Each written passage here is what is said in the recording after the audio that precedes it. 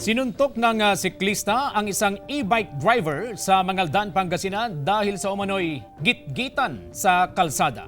Pananapak sa biktima, nakuhanan ng video. Narito ang exclusive report. Hindi mo ba alam? Buti mo na may discussion doon. Nagpasa na ako. Ano napasa? Kuya, pasensya na!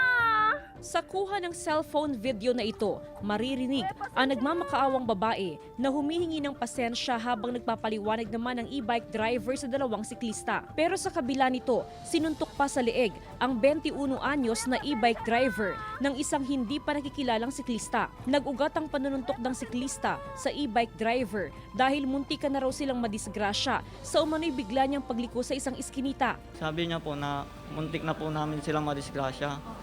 Sabi ko naman po, kuya, naka-plaster naman na po ako, kako. Tapos po, bigla na lang po akong sinapok dito nung naka-blue. Pero nang i-review ng barangay ang kuha ng CCTV camera, makikitang wala namang problema sa pagmamaneho ng e-bike driver at wala ring nangyaring gitgitan. Sa footage, makikita ang paghinto ng e-bike at pagsignal para pumasok sa iskinita. Paglampas ng isang SUV ay pinaandar na nito ang e-bike. Makikita ang pagpreno ng mga siklista pero walang tinamaan na kahit isang siklista. Ilang sandali pa ay sinundan ng dalawang siklista ang e-bike rider at dito na nangyari ang panununtok sa driver. Hindi pa rin tukoy ang pagkakakilanlan ng dalawang siklista. Ayon sa pulisya, maaaring magsampa ng kaso ang e-bike driver laban sa siklistang nanuntok sa kanya. Yung nasa pack, pwedeng mag-file ng kaso. Ito po pwede siyang pumasok sa physical issue, yung slapping.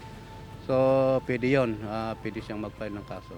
Bukas ang GMA Regional TV Balitang Amianan sa pahayag ng siklistang nanuntok sa e-bike driver. Kasama si Daryl Peralta, Jasmine Gabriel Galban. Balitang Amianan.